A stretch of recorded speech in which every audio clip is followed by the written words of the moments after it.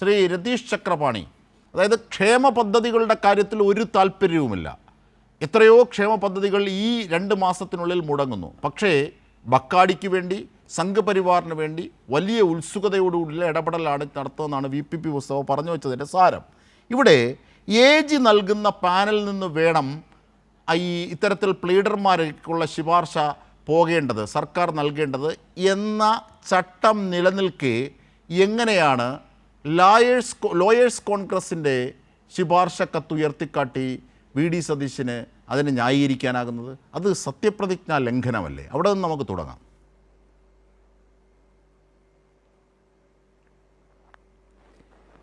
തീർച്ചയായിട്ടും അജ്മിഷാദ് പറഞ്ഞ പോലെ അത് അങ്ങേയറ്റം സത്യപ്രതിജ്ഞാ ലംഘനമാണ്, ചട്ടവിരുദ്ധമായിട്ടുള്ള കാര്യമാണ്. വളരെ സത്യസന്ധമായി അങ്ങോട്ട് പറഞ്ഞിട്ടുണ്ടെങ്കിൽ ഇത്തരത്തിലുള്ള പല ശുപാർശകളോ അല്ലെങ്കിൽ ബാക്കിയുള്ള കാര്യങ്ങളോ ഒക്കെ ചിലപ്പോൾ പാർട്ടികളൊക്കെ തന്നെ കൊടുക്കുന്നുണ്ടാവും എല്ലാ ഭരണത്തിലും. പക്ഷേ അതൊന്നും മറച്ചു പിടിക്കാനോ അല്ലെങ്കിൽ അങ്ങനെയല്ല ഞങ്ങൾ ഇതുപോലെ ലിസ്റ്റ് എടുത്തിട്ടാണ് പറയുന്നത് എന്ന് പറയാനോ ഉള്ള ബുദ്ധി പോലും യഥാർത്ഥത്തിൽ VD സതീശന് നഷ്ടപ്പെടുകയും ആ ലിസ്റ്റ് തന്നെ ഉയർത്തി കാണിച്ചുകൊണ്ട് ലോയേഴ്സ് കോൺഗ്രസിൻ്റെ എന്ന് പറഞ്ഞാൽ അത് കൃത്യമായി പറഞ്ഞിട്ടുണ്ടെങ്കിൽ സ്വജനപക്ഷപാതമാണ്. ആ സ്വജനപക്ഷപാതത്തിന് മിക്കവാറും ഇപ്പോൾ കോടതിയിൽ കേസിന് പോയാൽ പോലും ഇതിനെതിരെയുള്ള പരാമർശങ്ങൾ ഉണ്ടാകാനുള്ള സാധ്യതയുണ്ട്. കാരണം അത്തരത്തിൽ ഈ കോൺഗ്രസിൻ്റെ ഒരു പോഷക സംഘടനയുടെ ലിസ്റ്റ് അനുസരിച്ചാണ് ഞങ്ങൾ ഇത്തരം ആളുകളെ നിയമിക്കുന്നത് എന്നുള്ളത് പൊതുവായി ഇതുപോലെ ഒരു പത്രസമ്മേളനത്തിൽ വെച്ച് ഉയർത്തിക്കാട്ടുക എന്ന് പറഞ്ഞിട്ടുണ്ടെങ്കിൽ തീർച്ചയായിട്ടും അങ്ങേയറ്റം അപലപനീയമായ കാര്യമാണ്. അത് ഇന്ന് P രാജീവ് എന്ന് പറഞ്ഞ കാര്യങ്ങളൊക്കെ തന്നെ വസ്തുതാപരമായിട്ടുള്ള കാര്യമാണ്. അല്ലാതെ അതിൽ രാഷ്ട്രീയമായിട്ടുള്ള എതിരാളികളെ കുറിച്ചുള്ള വിമർശനമോ ഒന്നും നമ്മൾ നോക്കിയിട്ട് കാര്യമില്ല. അത് അങ്ങേയറ്റം വസ്തുതാപരമാണ്. കാരണം അങ്ങനെ ഒരു കാരണവശാലും ഇതുപോലെ ആളുകളുടെ ലിസ്റ്റ് മേടിച്ചുകൊണ്ട് നമുക്ക് നിയമനം നടത്താൻ കഴിയില്ല. കാരണം ടെക്നിക്കലി സാങ്കേതികമായി നോക്കിയാൽ AGയുടെ ഭാഗത്തുനിന്ന് ലിസ്റ്റ് വരണം. ആ ലിസ്റ്റ് അനുസരിച്ച് പ്രഗത്ഭരായിട്ടുള്ള ആളുകളെ നിയോഗിക്കണം. യഥാർത്ഥത്തിൽ ഇപ്പം നമ്മുടെ പാനലിലിരിക്കുന്ന കോൺഗ്രസ് പ്രതിനിധിയായിട്ടുള്ള പ്രിയപ്പെട്ട രജി എസ് ഉണ്ണിത്താൻ അടക്കമുള്ള ആളുകളുടെ ഇപ്പോഴുള്ള ഗതികേട് എന്താണെന്ന് അറിയുമോ? ഇപ്പോഴുള്ള ഗതികേട് എന്താണെന്ന് വെച്ചിട്ടുണ്ടെങ്കിൽ അവർ യഥാർത്ഥത്തിൽ VD സതീശനെ ന്യായീകരിക്കണം, കോൺഗ്രസിനെ ന്യായീകരിക്കണം, കൂട്ടത്തിൽ സംഘപരിവാറിൻ്റെ ഇതുപോലെയുള്ള നേതാക്കളെ അപ്പോയിൻറ്റ് ചെയ്യുന്നവരെയും ന്യായീകരിക്കണം. അത് ശേഷാദ്രിനാഥനാണെങ്കിലും ജാജുബായി ആണെങ്കിലും നിരവധി ഇതുപോലെയുള്ള ആളുകളാണെങ്കിലും ന്യായീകരിക്കേണ്ട ഒരു അവസ്ഥയുണ്ട്. പിന്നെ അജിംഷാദ് ഇന്ന് പറഞ്ഞതുപോലെ തന്നെ 47 മിനിറ്റുള്ള ഈ പത്രസമ്മേളനം ഞാൻ വളരെ വിശദമായി 2 തവണ കേട്ടു. ആദ്യം രാവിലെ തന്നെ ഞാൻ കേട്ടതാണ്, അതിനുശേഷം ഒരിക്കൽ കൂടി കേട്ടു. ഈ പത്രസമ്മേളനങ്ങളിലൂടെ എല്ലാം വെളിവാകുന്ന 2 കാര്യങ്ങളുണ്ട്. ഒന്ന്, ഏറ്റവും പ്രധാനപ്പെട്ടത് മുഖ്യമന്ത്രി VD സതീശൻ നിലവിട്ട് പല ആളുകൾക്ക് വേണ്ടി പെരുമാറിക്കൊണ്ടിരിക്കുകയാണ്. അതിൽ അദ്ദേഹത്തിൻ്റെ മുകളിൽ 2 പ്രൊജക്റ്റുകളുണ്ട്. ആ 2 പ്രൊജക്റ്റുകളുടെ സമ്മർദ്ദമുണ്ട് എന്നുള്ളതാണ്. അതിൽ ഒന്നാമത്തെ പ്രൊജക്റ്റ് എന്ന് പറയുന്നത് ഇവിടെ സംഘപരിവാറിനെ വളർത്തുക, അതുകൊണ്ടാണ് ഇത്തരത്തിലുള്ള ആളുകൾക്ക് വലിയ സ്പേസ് കൊടുക്കുന്നത്.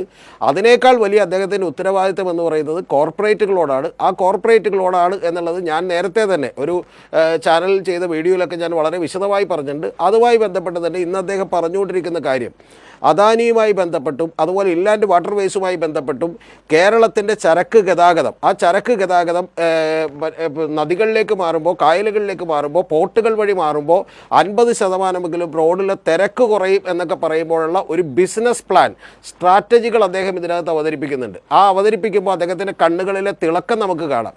ആ തിളക്കത്തിൻ്റെ കാര്യം എന്താണെന്ന് വെച്ചാൽ കേരളത്തിൻ്റെ ഇത്തരത്തിലുള്ള ചരക്ക് ഗതാഗതം 50% ഇത്തരത്തിൽ പോർട്ട് സിറ്റികൾ വഴിയും ഈ പറയുന്ന പോലെ ചെറിയ പോർട്ടുകൾ വഴികളിലേക്കൊക്കെ മാറുമ്പോൾ ഏതാണ്ട് അടുത്ത 10 കൊല്ലം കഴിയുമ്പോൾ അത് 23 ലക്ഷം കോടി രൂപയുടെ വരെ ബിസിനസ് സാധ്യതകളുള്ള ഒരു പ്രൊജക്റ്റാണ് എന്നുള്ളത് ഞാൻ 1 മാസം മുമ്പ് തന്നെ ചെയ്തിട്ടുള്ള ഒരു വീഡിയോയിൽ പറഞ്ഞിട്ടുണ്ട്. ഞാൻ വളരെ വിശദമായ ആഴത്തിൽ അതിനെക്കുറിച്ച് ഡീറ്റെയിൽഡായിട്ട് പഠിച്ചിട്ട് തന്നെയാണ് പറഞ്ഞിട്ടുള്ളത്. ഇനി ഇതിലൊരു പ്രധാനപ്പെട്ട കാര്യം കൂടിയുണ്ട് അജിംഷാദെ. ഇന്നിപ്പോൾ ബ്ലൂംബർഗിൻ്റെ ഒരു ഇൻ്റർവ്യൂ വന്നിട്ടുണ്ട്. അതായത് VD സതീശൻ കൊടുത്തിട്ടുള്ള ഇൻ്റർവ്യൂ ആണ്.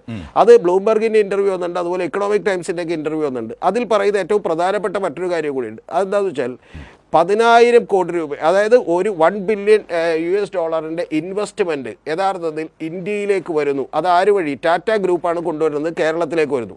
ടാറ്റ ഗ്രൂപ്പിൻ്റെ 100ഓളം വരുന്ന കമ്പനികളിൽ ഒരെണ്ണം പോലും അവർ ഷിപ്പ് ബിൽഡിംഗ് ഇല്ല എന്നുള്ളത് നിങ്ങൾ ആലോചിക്കണം. അങ്ങനെ ഷിപ്പ് ബിൽഡിംഗ് ഇല്ലാത്തൊരു കമ്പനി, ഞാൻ മനസ്സിലാക്കുന്നിടത്തോളം അവർക്ക് ഇതേവരെ ഷിപ്പ് ബിൽഡിംഗ് തുടങ്ങിയിട്ടില്ല. പക്ഷേ അങ്ങനെ തുടങ്ങാത്തൊരു കമ്പനി ഏറ്റവും ആദ്യത്തെ ഒരു സ്റ്റാർട്ടിംഗ് വെഞ്ചറായിട്ട് കേരളത്തിലേക്ക് ഇത്രയും കോടി ഇൻവെസ്റ്റ് ചെയ്യുന്നു എന്ന് പറഞ്ഞാൽ ഇത് ഈ കഴിഞ്ഞ 58 ദിവസങ്ങൾ കൊണ്ടുണ്ടായ ഡെവലപ്മെൻ്റ് ആണ് എന്നുള്ളത് ഞാൻ വിചാരിക്കുന്നില്ല.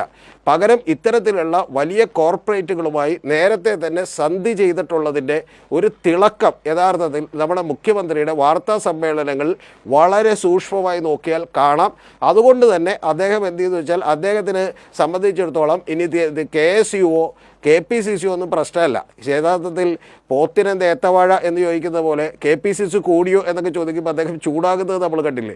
അതുപോലെ KSUവിൻ്റെ യൂണിറ്റ് കമ്മിറ്റിയാണോ മറ്റേ ഇവരെയൊക്കെ തീരുമാനിക്കുന്നത്, KSUക്കാരുടെ പ്രതിഷേധത്തിന് എന്ത് വില എന്ന് അദ്ദേഹം ചോദിക്കുന്നത് നമ്മൾ കണ്ടില്ലേ. കൂടാതെ ഇതിനെല്ലാറ്റിനും ഉപരിയായിട്ട് ഇതിനെല്ലാം വേണ്ടി തത്രപ്പാട് പെടുന്ന മുഖ്യമന്ത്രി മറ്റ് പ്രധാനപ്പെട്ട കാര്യങ്ങൾ കൂടി മറച്ചു വെച്ചുകൊണ്ട് അദ്ദേഹത്തിൻ്റെ ഒരു സ്റ്റാൻഡപ്പ് ഷോയാണ് നടത്തുന്നത്. ആ സ്റ്റാൻഡപ്പ് ഷോ എന്താണ്? ഇന്ന് തന്നെ ഒരു ചോദ്യം വന്നു. ദേശാഭിമാനിയുടെ വാർത്ത താങ്കൾ പറഞ്ഞല്ലോ, ദേശാഭിമാനിയുടെ സോഴ്സ് ഗവൺമെൻറ്റാണ്, അതുകൊണ്ട് ദേശാഭിമാനിയാണ് ആദ്യമായി വാർത്ത പ്രസിദ്ധീകരിച്ചതെന്ന് പറഞ്ഞപ്പോൾ അതിനേക്കാൾ മുമ്പ് ഇക്കണോമിക് ടൈംസിൻ്റെ ET ഇൻഫ്രയിലും അതുപോലെ തന്നെ മാതൃഭൂമിയിലും ഈ വാർത്ത വന്നല്ലോ എന്ന് പറഞ്ഞപ്പോൾ പോലും അദ്ദേഹം അതിനെല്ലാം നിഷ്കരണം തള്ളുകയാണ് ചെയ്തിട്ടുള്ളത്. എന്ന് പറഞ്ഞാൽ ഞാനത് ശ്രദ്ധിച്ചില്ലെന്നോ എനിക്കൊരു മിസ്റ്റേക്ക് പറ്റിയെന്നോ അല്ലെങ്കിൽ അത്തരത്തിൽ പറയാനുള്ള ഒരു സത്യസന്ധതയും VD സതീശൻ എന്ന് പറയുന്ന കേരളത്തിലെ മുഖ്യമന്ത്രി കാണിക്കുന്നില്ല. അതിന്റെ പ്രധാനപ്പെട്ട കാരണം അദ്ദേഹത്തെ സംബന്ധിച്ചോളം അദ്ദേഹത്തെ മുഖ്യമന്ത്രിയാക്കി. ശ്രീ രതീഷ് കുമാറിനെ ഇടപെടുകയല്ല, കാരണം താങ്കളൊക്കെ ഒരുപാട് പറഞ്ഞതാണ് ഈ മംഗലാപുരം യാത്രയെക്കുറിച്ച്. അത് ആദ്യം അതിന് മറുപടിയായി പറഞ്ഞത് ആര്യാടൻ മുഹമ്മദിൻ്റെ അകന്ന ബന്ധുവിനെ കാണുന്ന കാര്യമായിരുന്നു. പിന്നീട് പറഞ്ഞു ഈ ചാർട്ടേഡ് വിമാനത്തിൽ പോയ കാര്യവും അതിൻ്റെ കൂടെ പോയ സസ്പീഷ്യസ് ആയ ആൾക്കാരെക്കുറിച്ചുമൊക്കെ ചോദിച്ചപ്പോൾ പറഞ്ഞു അത് എൻ്റെ വ്യക്തിപരമായ കാര്യമാണെന്ന്. ഇന്ന് അതേക്കുറിച്ച് അദ്ദേഹം ചോദിച്ചപ്പോൾ കൃത്യമായി അദ്ദേഹം പറഞ്ഞ മറുപടി ഒരു വല്ലാത്ത തലങ്ങൾ ഉണർത്തുന്നതാണ്. മൂകാംബിക ഭക്തനാണ് താൻ. മൂകാംബിക ഭക്തനായ താൻ മുഖ്യമന്ത്രിയായ ശേഷം പോയതിൽ ആർക്കാണ് എന്ത് ചെയ്തതെന്ന്, മൂകാംബികയിൽ പോകുന്നതോ ആ ക്ഷേത്ര ദർശനത്തെ എങ്ങാനും ആരെങ്കിലും ചോദിച്ചോ, ആർക്കെങ്കിലും എന്തെങ്കിലും വിഷയമുണ്ടോ? അപ്പോൾ മംഗലാപുരം യാത്രയെ ഇന്നും അദ്ദേഹം ആ രീതിയിൽ വളച്ചൊടിച്ചു.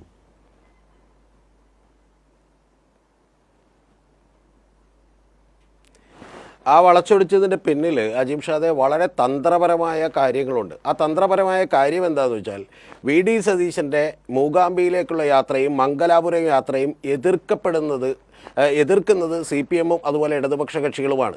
അപ്പോൾ ആ എതിർക്കപ്പെടുന്നതിൻ്റെ പിന്നിലുള്ള കാരണമായി അദ്ദേഹം ഇൻഡയറക്റ്റ്ലി ഇവിടെയുള്ള നാട്ടുകാരെ പറ്റിക്കാൻ വേണ്ടി ചൂണ്ടിക്കാണിക്കുന്നത് അവരൊക്കെ വിശ്വാസത്തിനെതിരാണ് എന്ന് പറയുന്ന വളരെ കൃത്യമായിട്ടുള്ള ഒരു നരേറ്റീവ് ബിൽഡിംഗാണ് അദ്ദേഹം നടത്തുന്നത്. അതാണ് ഞാൻ പറഞ്ഞത്, ഈ രണ്ട് പ്രൊജക്റ്റുകൾ, ഒന്ന് കേരളത്തിലേക്ക് സംഘപരിവാർ സംഘടനകൾക്ക് വലിയ ബലം നൽകാനും അതുപോലെ കോർപ്പറേറ്റ് പദ്ധതികൾ ആവിഷ്കരിക്കാനുമുള്ള വലിയ പ്രൊജക്റ്റാണ് ഇവിടെ നടന്നുകൊണ്ടിരിക്കുന്നത്. അതുകൊണ്ട് തന്നെ അദ്ദേഹത്തെ മുഖ്യമന്ത്രിയാക്കിയതിൻ്റെ പിന്നിൽ KPCCക്കോ ഹൈക്കമാൻഡിനോ അല്ലെങ്കിൽ ബാക്കിയുള്ളവർക്കോ ഒന്നും വലിയ റോളില്ല. അപ്പം അതുകൊണ്ട് തന്നെ അവരിപ്പൊന്നും പറയണത് കേൾക്കണമെന്ന് യാതൊരു നിർബന്ധമില്ല. അതിന് കൂടെ അദ്ദേഹം മറ്റൊരു കാര്യം കൂടി പറയുന്നുണ്ട്. അതിൽ അദ്ദേഹം വളരെ കൃത്യമായി ഒരു നരേറ്റീവ് ബിൽഡ് ചെയ്തിട്ടുണ്ട്. ഞാൻ കൊല്ലൂർ മൂകാംബിക ദേവിയുടെ ഡിവോട്ടിയാണ്, അതിൽ നിങ്ങൾക്ക് എന്താ പ്രശ്നമെന്നാണ് ചോദിക്കുന്നത്. ഒന്ന്. ഇനി രണ്ടാമത്തെ കാര്യം എന്താ, ആളുകൾക്ക് പള്ളിയിൽ മോസ്കിൽ പോകാൻ പാടില്ലേ, ചർച്ചിൽ പോകാൻ പാടില്ലേ എന്നൊക്കെ ചോദിക്കുന്നുണ്ട്.